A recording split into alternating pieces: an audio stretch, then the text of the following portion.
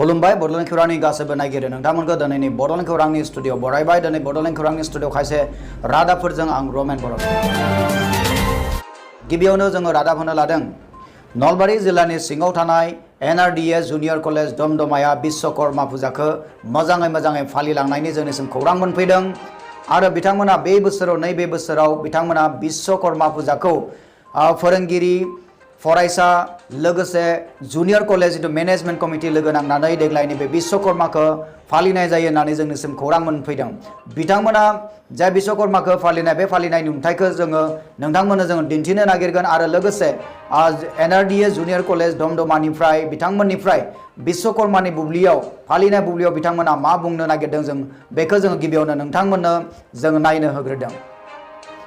NRDS junior कलेजनि सोमोन्दै जोङो मोनसे खोथाखौबो रायखांनो नांगोन। बावैसो 2020 मायथाइयाव हायर सेकेन्डारि एग्जामाव NRDS जुनियर कलेज गरेस्वरनिफ्राय सासे फरायसुलि बियो MIL आव 99 नम्बर लानानै पास खालामनो हानाया मोनसे गोग्गाथाव खोथा आरो बेनिफ्रायनो जों बुजिनो मोनो NRDS कलेज गरेस्वर बेनिफ्राय मोनसे क्वालिटी इडुकेशन जादों होननानै जों साननानै लानो हायो। MIL बड'आव 99 नम्बर मोननो हानाय फरायसुलिनि मुङानो जाबाय बिजुलि बर'। बिथाङा अल आसाम टपार महरै गावखौनो सिनायथि होदोंमोन। नायगिरि नोंथांमोननो जों मोननैसो खोथाखौ फोरमायबावनो नागिरदों। NRDS जुनियर कलेज दमदमानिफ्राय बावैसो 2020 मायथाइनि हायर सेकेन्डारि एग्जामनि जितु फाइनेल आनजादाव गासै 7 फरायसाफोरा डिस्टिंसन मोननो हादों आरो 3 फरायसाफोरा स्टार्ट मोननो हादों। तो बेनिफ्राय जों बुंनो हायो NRDS जुनियर कलेज दमदमानिफ्राय फरायसुलिफोरा क्वालिटी इडुकेशन मोननायजों लोगोसे ह्यूमन रिसोर्सखौ बारायनायाव बिथांमोना गोबां हेफाजाब होदों होननानै जों बुंनो हायो। तब्ला फैदो बडलेण्ड खौरांनि गासैबो नागिरि नोंथांमोन जे NRDS जुनियर कलेज दमदमायाव माबोरैहाय विश्वकर्माखौ फालिनाय जादों आरो बे फालिनाय बुब्लियाव बिथांमोननि फालनिफ्राय जे बडलेण्ड खौरांनि नायगिरि नोंथांमोननिसिम मा बुंनो नागिरदों जों खोनासंदोनि। दिनै बे विश्वकर्मा फोरबोखौ फालिबाय बेनि सोमोन्दै नोंथाङा सुंद'यै फोरमायनो हागोन नामा? गिबियावनो आं बडलेण्ड खौरां नायगिरि बिथांमोननिसिम आरो लोगोसे बिगोमा बिथांमोननिसिम विश्वकर्मा फुजानि गाहाम हामलायनाय बावहरनाय जाबाय। बे फुजाखौ जिहेतु हिन्दु धोरोमारि सुबुंफोरा गोदो गोदायनिफ्रायनो सरासनस्रायै फालिबोगासिनो दं। बे लेखा जोंबो दिनै लकडाउननि गेजेराव गाजा गोमजायै ससियेल डिस्टेन्सखौ लाखिनानै फालिनाय जादों। बोसोरफ्रोमबो फालिबोगासिनो दंमोन। नोंथाङा जे NRDS ग्रुप अफ इन्स्टिटिउसनखौ सालायो नोंथाङा बे इन्स्टिटिउसननि सोमोन्दै बुंनो हागोन ना? NRDS ग्रुप अफ इन्स्टिटिउसना जादों आइएसनिफ्राय गनायथि मोननाय गंसे फसंथानारि फसंथान। जाय फसंथाना सानफ्रोमबो गोग्लैसोना थानाय गामियारि ओनसोलखौ जौगाखांहोनो थाखाय सानफ्रोमबो खामानि मावबोगासिनो दं। जेरैहाय सेंग्रा सिख्ला फरायसा फरायसुलि बिथांमोनखौ जोबोर खम बेसेनावनो जोबोर खम समनि गेजेराव गोग्गो सोलोंथाइ होबोगासिनो दं आरो इयुनावबो होलांबाय थागोन। बे NRDS ग्रुप अफ इन्स्टिटिउसना कम्पिउटार सेन्टारल' ना माने गुबुन सेन्टार इन्स्टिटिउसनबो? बे NRDS ग्रुप अफ इन्स्टिटिउसना अनलि कम्पिउटार ट्रेनिं सेन्टारल' नङा। बेवहाय जों बायदिसिना गभर्नमेन्टनि स्किमफोरखौबो मावनाय जायो। जोंहा दा बे धमदमायाव बेवहाय NRDS जुनियर कलेज दं आरो NRDS computer vocational training centre दं आरो कचिं सेन्टार दं। बेखिनिखौ जों सालायगासिनो दं आरो गभर्नमेन्टनि खायसे स्किमफोरखौ सालायगासिनो दं जों। बे NRDS इन्स्टिटिउसनाव दासान्दि बेसेबां फरायसा फरायसुलिफोर दं? दासान्दि जोंनि 350नि बांसिन फरायसाफोर दं। बे कम्पिउटार सेन्टाराव बेसेबां बोसोरनिफ्राय मुं थिसननो हायो? मिनिमाम एजआ जाबाय मुं थिसननो थाखाय जोंनि ट्रेनिं सेन्टाराव मुं थिसननो थाखाय 14 इयार्स आप टु 60। सेन्टाराव खायसे फ्रि कर्सफोरखौ होनाय जायो। जायफोरा गोरिब नखरनि फरायसा बिथांमोननो जोङो टटेल एडमिसन फिस मान्थलि फिस बेफोरखौ फ्रियावनो होनाय जायो। जोबथियाव नोंथाङा बे बडलेण्ड खौरां नायगिरि बिथांमोननो मायबाफोर फोरमायनो दं नामा? जोबनायाव आं बेखौनो फोरमायनो सानो जायफोरा जोंनि बे इन्स्टिटिउसनखौ मोजां मोनो बिथांमोना नैबे सिङाव होनाय कन्टेक्ट नाम्बाराव कन्टेक्ट खालामनानै बिनि बागै सुलुद लानो हागोन।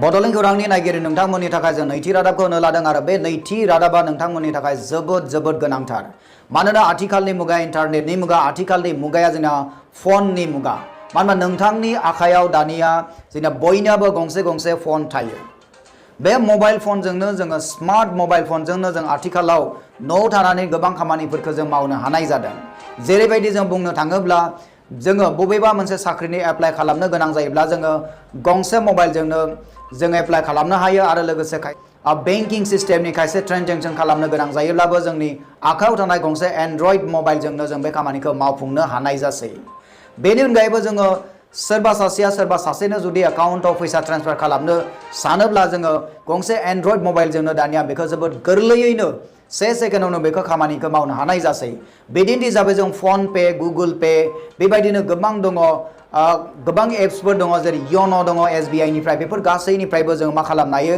जोंनि एकाउन्टनिफ्राय गुबुननि सासे एकाउन्टसिम जों फैसा ट्रेन्सफार खालामनो हायो नाथाय दिनैनि नैबे रादाबखौ नोंथांमोननि थाखाय जों लाबोनायनि मोनसे थांखि दङ जेसेबांनो जोंनि आखायाव एन्ड्रइड मबाइला बांगासिनो दङ लोगोसे एन्ड्रइड मबाइलखौ जों बाहायनानै गोबां गोरलैयैनो जोङो बेंकिं ट्रेनजेक्सनखौ खालामनो हादों नाथाय बे बुब्लियावनो गोबां खायसे गिनो गोनां खोथायाबो सोराङाव फैदों मानोना आथिखालाव एन्ड्रइड मबाइल गंसेजों जों जेब्ला फैसानि ट्रेनजेक्सन खालामनाय जायो अब्ला बे बिथिङाव खायसे हेकार्सफोरा खायसे दुथां सुबुंफोरा बे खाबुखौ लानो हमदों खायसे दुथांफोरा नोंथांनि एकाउन्टनिफ्राय नोंथांनि एकाउन्टआव थानाय रांखौ खावनानै लाना थांनाय गोबां बिदिन्थि जों नुनो मोनो दिनैनि नैबे भिडिअआव नोंथांमोननो जोङो ओरैबायदि मोनसे खौरां होनो नागिरदों बे खौराङाव जाहैबाय जे खायसे दुथां सुबुंफोरा गोरलै साधारन सुबुंफोरनि एकाउन्टनिफ्राय थाखाखौ लांखुमानो थाखाय बिथांमोना फन कल खालामनायखौ जोङो नुनो मोनदों बा जों बेखौ खोनानो मोनदों आरो लोगोसे जोंनि आखायाव बेबायदि मोनसे प्रुफ दङ आरो बे प्रुफआ नोंथांमोननो फोरमायगोन जे दुथां सुबुंफोरा नोंथांखौ सासे साधारन सुबुंखौ फाव फान्दायनानै बिसोरो नोंथांनि एकाउन्टनिफ्राय फैसा लाना थांनो नागिरनाय गोबां फन रेकर्ड जोंनि आखायाव फैदों आरो खायसे कल रेकर्डसफोर जोंनि आखायाव मोनफैदों आरो बे कल रेकर्डसखौ नोंथांमोननि सेराव जोङो दसे उनाव खोनासंहोगोन कल रेकर्डसनिफ्राय जोङो बुजिना मोनदों दि सासे दुथां सुबुङा बे दुथां सुबुंफोरा नोंथांनियाव फन खालामनानै सोंहरगोन जे नोंथांनो जोङो लकडाउननि थाखाय थाखा फैसा नोंथांनि गुगोल पेआव नोंथांनि फन पेआव जों थाखा दैथाय हरनो नागिरदों बेबायदि फ्रडुलेन्सफोरा बै दुथां सुबुंफोरा बुंगोन आरो बै फन पे खालामनो थाखाय नोंथांनि जिथु फन पेनि खायसे सिक्रेट्स नाम्बार खायसे ATM नि पिन नाम्बार बेफोरखौ नोंथांनियाव बिनाय जागोन आरो नोंथाङा जुदि बे पिन नाम्बारफोरखौ बे सिक्रेट नाम्बारफोरखौ जुदि बै दुथां सुबुंनो नोंथाङा जुदि बुङोब्ला नोंथांनि एकाउन्टनिफ्राय थाखाखौ बिसोरो दाननानैसो लाना थांगोन नाथाय नोंथांनो होआ बिसोरो नोंथांखौ थगायनानै नोंथांनि एकाउन्टआव थानाय फैसाखौ खालि खालामनासो लांगोन बेनिखायनो बड'लेण्ड खौरांनि गासैबो नायगिरि नोंथांमोन आरो लोगोसे आसामाव थानाय बर'नि गासैबो बर'फोरखौ जों खावलायनो लुगैयो नोंथाङा सांग्रां जा आथिखालनि मुगायाव गोबां बेबायदिनो दुथां सुबुंफोर ओंखारदों बे दुथां सुबुंफोरनिफ्राय नोंथाङा गोजानाव थानो जेब्लाबो नाजा मानोना जों रावखौबो दानि मुगायाव रावखौबो जोङो फोथायनो नाङा आरो फोथायनो हाया जोङो जेब्ला जोंनि थैजों आरजिनाय जोंनि गोलोमदैजों आरजिनाय थाखाया जोंनि थाखाय गोबां मुल्य गोनां दा बड'लेण्ड खौरांनि नागिरि नोंथांमोन बेबायदि गोबां फन कल रेकर्डसआ जोंनि आखायाव फैदों आरो बे फन कल रेकर्डसखौ नोंथांमोननि सेराव जोङो दा खोनासंहोनो लानाय जाबाय नमस्कार सर फोन पे कंपनी से कस्टमर केयर से बात कर रहे हैं सर हमने जो फोन पे ऑलरेडी चला रहे हैं सर इसके चार्जर में सर क्या है सर इसको रिसीव करना कैसे कैसे करें क्या क्या ठीक से समझा नहीं रिसीव करना है हाँ हाँ बोला रिसीव करना है कि कैंसिल कर रहे हैं क्या रिसीव सर आया है आपका आपके थाना एप्लीकेशन चला रहे हैं ना सर इससे आया है चार्जर में सर क्या है सर इसको रिसीव करना कैसे करें नहीं मैं ठीक से समझा नहीं क्या रिसीव क्या क्या बोल रहे हैं आप सर फोन पे कंपनी से बात करना फोन पे हाँ हाँ हाँ 4000 मैसेज आया सर इसको रिसीव करना चाहिए कैसा रिसीव करना पड़ेगा सर फोन को ओपन कीजिए हाँ हेलो फोन पे जो फोन पे से चला रहे हैं ना वो ओपन कीजिए मेरा कहाँ मैं तो स्वतः मोबाइल यूज करता हूँ ओपन है हाँ तो 2 मिनट के लिए ओपन कर सकते हैं आप नहीं मेरा तो स्वतः मोबाइल है सर जियो का है ओपन कीजिए ना, हाँ, ओपन ना 2 मिनट कर सकते हैं। जियो का स्वतः मोबाइल में क्या आएगा इसमें? सर पैसा आ जाएगा आपका खाते में, अपना सेंड करके पासवर्ड द्वारा से डाल करना है। फिर डाल दे। क्या क्या सर, बोल फोन पे रहे हैं आप? देखिए सर। सुबह कहाँ से कौन पैसा देगा मेरे को? सर मैं नई दिल्ली चांदनी चौक से नीचे जाल करना। क्यों देगा मेरे को पैसा? सर अभी जो लॉकडाउन में चल रहा है ना सर, हाँ हाँ, गवर्नमेंट के तरफ से दिया जा रहा है सर 4,988, उसको रिसीव करने के लिए। देना है तो डाल दे अकाउंट नंबर में। कैसा रिसीव करेगा मैं?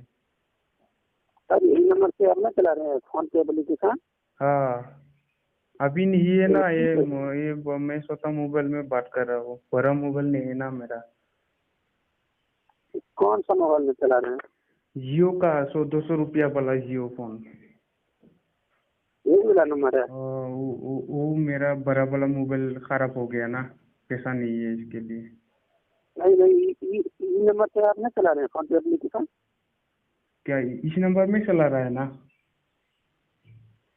इसमें तो बता रहा है आप चला रहे हैं।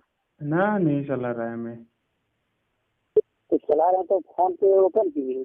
हाँ, इस नंबर पे नहीं चला रहा है सर मैं। अभी तक 4,900 का पैसा दे देंगे, तो अभी रिसीव करना है तो कीजिए फोन को ओपन।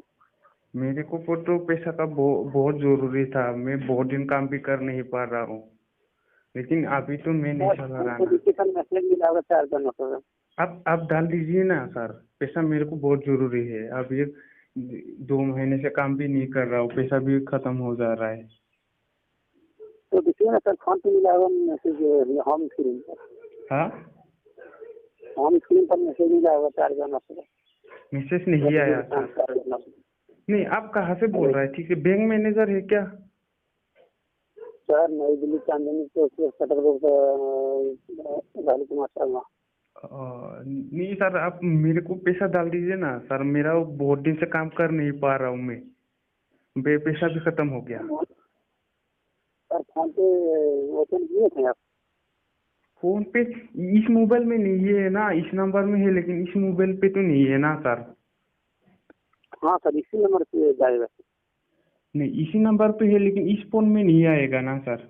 दूसरा मोबाइल में था। हाँ, अभी तो हम तो ज्यादा नहीं यूज करता ना सर, क्योंकि हमारा पैसा भी नहीं है ना ज्यादा। अभी तो लॉकडाउन का वजह से हमारा मछली कंपनी भी बंद हो गया ना।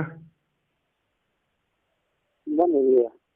हाँ, अभी का कहाँ से पैसा भी नहीं है। अभी घर जाने के लिए बुकिंग किया था। अभी देखो, आपका पैसा देना है तो दीजिए सर। हाँ सर। अभी नहीं है ना मेरे पास, वो वाला है। हाँ, मतलब फोन को ओपन कीजिए फोन। नहीं, इस फोन में कैसा होगा सर? मेरा तो अभी वो दूसरा मोबाइल में था, अभी तो ये मैं ज्यादा दिन नहीं हुआ ना, इसमें मैं फोन पे यूज ही नहीं कर रहा है सर। इसमें काम नहीं कर रहा है? नहीं काम कर रहा है ना, ये स्वतः मोबाइल है ना सर। मेरे को पैसा का बहुत जरूरी था सर, पैसा डाल दीजिए सर। 2 महीना हो गया काम नहीं कर पा रहा है ना, रूम का अंदर ही बंद हुआ था। इसके बाद वो उधर आ गया था। सर अभी 2 मिनट में अभी डाल देंगे सर। डाल दीजिए सर, मेरे को वो घर जाना है ना, पैसा 2 महीने से बंद है। वो 1 महीने का सैलरी भी नहीं दिया कंपनी वाला, 8,000 रुपया मिलने वाला था। हेलो हेलो हेलो जी सर, मैं फोन पे कंपनी से बात कर रहे हैं। आपने जो फोन पे चला रहे हैं सर, इसमें आपको कैशबैक मिल रहा है सर? क्या सर कैशबैक मिल रहा है? कैशबैक में फोन पे कंपनी और से बात कर रहे हैं सर। आपने जो पे फोन चला रहे हैं उसमें आपको कैशबैक मिल रहा है ट्रांजेक्शन हर रिचार्ज पे? ना नहीं मिला सर आप फोन पे ओपन कीजिए, नीचे अभी आपको 4,987 रुपये आपको कैशबैक मिलेगा सर, इसी नंबर पे। हाँ, फोन पे ओपन कीजिए अपना। नेट स्लो हो रहा है रे मेरा इधर। क्या बोले सर? नेट स्लो हो रहा है, नेट स्लो हो रहा है। ओ, नेट स्लो हो रहा है सर। आप पहले फोन पे खोलिए ना सर, फोन पे खोलिए। मैं आपको जानकारियाँ बता के मैं आपको कॉल को समाप्त करेंगे, तब आपका नेट सही चलेगा सर, क्योंकि आपकी बात करते समय आपको नेट स्लो चल रहा है। नहीं 2G चल रहा है। क्या हो रहा है? 2G नेट चल रहा है। रात में ज्यादा आएगा, रात में फोन करूंगा। सर रात में नहीं हो पाएगा सर, अभी कीजिए। नहीं नेट स्लो है ना अभी। सर तो नेट स्लो देखिए सर, रात में ऑफिस बंद हो जाएगा ना, तो ऑफिस बंद होने के बाद फिर क्या नहीं हो पाएगा सर ये। कितने बजे होगा? क्या कितने बजे ऑफिस बंद होगा? सर देखिए ये हो जाता है सर 5 बजे से आपका ऑफिस बंद हो जाएगा सर ये। फिर कल सुबह करूँगा 9 बजे। सर तो कल सुबह कीजिएगा, और अभी सुबह करने में क्या आपको क्या दिक्कत हो रही है सर? नेट स्लो हो रहा है ना। सर मेरी बात को सुनिए, आप फोन पे बेल आइकन घंटी को टच कीजिए, समझे? हाँ देखिए मैं आपको कॉल को समाप्त कर दूंगा। कॉल समाप्त करने के बाद वहाँ आपको 4,987 रुपया बिल्कुल शो कर जाएगा और नेट आपका सही चलेगा सर। फोन पे बिना टच करते हुए नहीं आएगा क्या? क्या बोले? अभी नेट स्लो हो रहा है ना। सर नेट शुरू नहीं हो गया है आपका, तो आप फोन पे बेल आइकन घंटी चाहिए, इसलिए मैं कॉल को समाप्त करता हूँ। सर आपको वहाँ देखिए 4,987 रुपया का क्रेडिट पे आएगा। क्रेडिट पे पर टच करके अपने अकाउंट में सेंड कीजिए, सेंड करके पिन डाल के डन कीजिए। नेट स्लो हो रहा है रे, रात में करना सर। जी सर मैं आपको कॉल को समाप्त कर रहा हूँ, आपका नेट सही चलेगा सर। नहीं अभी नहीं होगा रात में अभी नहीं होगा। अभी नहीं हो पाएगा रे, अभी नहीं हो पाएगा रात में होगा सर। हाँ जी रात में पता है, अभी नहीं होगा सर। रात में क्या कीजिएगा सर, रात में प्रोसेस खत्म हो जाएगा तो नहीं हो पाएगा सर। मैं रात में वो बेल आइकन को दबा दूंगा, इसके बाद आप सुबह फोन करना कल। आप लाइन पर रहिए, अभी सुना नहीं? हेलो बोलिए। जी सर मैं रात में कर दूंगा, आप सुबह फोन करना कल। सर रात में नहीं हो पाएगा सर। क्यों? रात में मेरा नेट आएगा, अभी तो स्लो है ना नेट। जी सर कीजिए सर, मैं इसको समाप्त कर दूँगा। इन्स्टिट्यूट अफ हेल्थ साइन्स पारामेडिकेल कलेजनि जानानै नोंथांमोननिसिम आंनि गोसो गोरबोनिफ्राय अननाय आरो खुलुमनाय जासिहरग्रोबाय। आं नोंथांमोननो मोनसे मोजां खौरां फोसावनो लादों, बेनो जाबाय बे इन्स्टिट्यूटआव एनएम नार्सिं आरो लेबरेटरिनि CMLT, DMLT आरो BMLTनि थाखाय मुं थिसननाय सोलिगासिनो दं। जायफोर फरायसाया गावनि जिउखौ ब्राइट फिउचारनि थाखाय सिमां नुदों बिथांमोना बे इन्स्टिट्यूटआव मुं थिसननो हागौ। मानोथो गोबाव खालामबावगौ? फैदो दिनैनो दानो 8822156773 आरो 9435781237 आव कल खालामदो, एबा आबुं खौरांनि थाखाय बै फैसालियाव नुजानाय www.iohs.in.net आव थाबैनो भिजिट खालामदो। एसेनोसै, गोजोन्थों। इन्स्टिट्यूट अफ हेल्थ साइन्स पारामेडिकेल कलेजनि जानानै नोंथांमोननिसिम आंनि गोसो गोरबोनिफ्राय अननाय आरो खुलुमनाय जासिहरग्रोबाय। आं नोंथांमोननो मोनसे मोजां खौरां फोसावनो लादों, बेनो जाबाय बे इन्स्टिट्यूटआव एनएम नार्सिं आरो लेबरेटरिनि CMLT, DMLT आरो BMLTनि थाखाय मुं थिसननाय सोलिगासिनो दं। जायफोर फरायसाया गावनि जिउखौ ब्राइट फिउचारनि थाखाय सिमां नुदों बिथांमोना बे इन्स्टिट्यूटआव मुं थिसननो हागौ। मानोथो गोबाव खालामबावगौ? फैदो दिनैनो दानो 8822156773 आरो 9435781237 आव कल खालामदो, एबा आबुं खौरांनि थाखाय बै फैसालियाव नुजानाय www.iohs.in.net आव थाबैनो भिजिट खालामदो। एसेनोसै, गोजोन्थों। बड'लेण्ड खौरांनि गासैबो नायगिरिनो नोंथांमोननिफ्राय दानिया सम सफैबाय बिदाय लानायनि। बड'लेण्ड खौरांनि गासैबो नायगिरिनो नोंथांमोननिसिम अननाय, मोजां मोननाय आरो सिबिनायखौ बावहरफिननानै उननि रादाबाव नोंथांमोनजों थारैनो लोगो मोननायनि मिजिंजों दिनै एसेबांनो फोजोबनाय जाबाय।